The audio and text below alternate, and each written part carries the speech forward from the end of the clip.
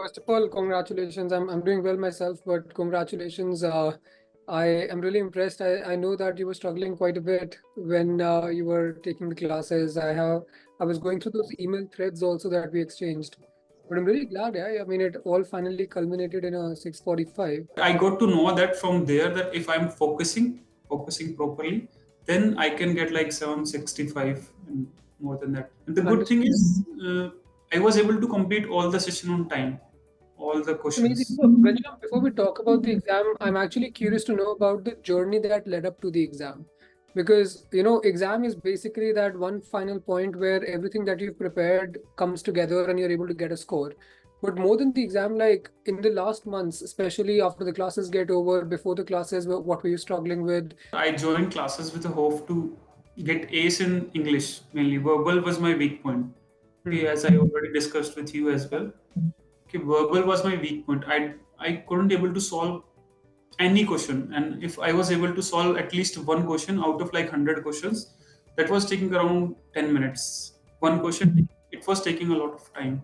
I joined. Okay, verbal was way better. Like you taught a lot of things which I didn't know earlier. Then I started again after looking at the GMAT focus edition and everything. There where I got to understand that there's only two sections in verbal, and math is a lot easier now. And also, math is my strong point, so it's around 66%. We can say that.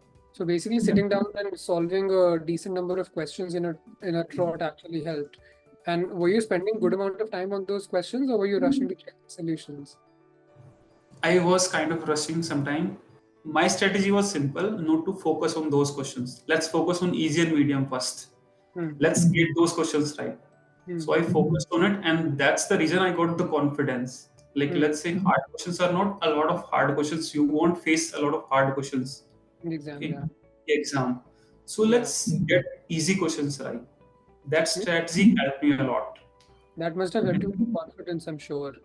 That in particular, was there something in terms of patterns and approaches that were discussed in the class that helped you? And how did you apply those? Because I know application of patterns and approaches becomes a bit of a challenge for people. So especially after the classes got over, did you review the recordings and then start it again? Or had you made notes or something? What was your overall approach for that? like honestly speaking, I didn't revise those questions. Honestly, I tried to solve the recording questions after solving some CR topic wise questions, and I realized that those questions were difficult. Yeah. So instead of focusing on that, so I tried solving the easy questions in CR topic wise, and there are a lot of easy questions initially. So I was able to solve those questions. That's the good thing. When you were approaching the mocks, when did you take the first mock test? How did you score there? And what was the frequency at which you were taking the mocks? Like honestly speaking, I was afraid of the exam. I felt it. I was able to solve around 13 questions. So I only need to guess around one or two questions in the end. So calm myself. That's why I try to meditate. Meditation is definitely going to help you with focus. Solving 10 questions in 5 minutes is like 5 questions in 10 minutes. That is hard. Correct, because stamina actually is important, right? You've got to be able to sit for longer hours. It makes sense. That takes time, and that took efforts as well. How did you feel when you got the score at the end of it? I was actually not expecting that score. I was because my last mock when going to exam, I got 595.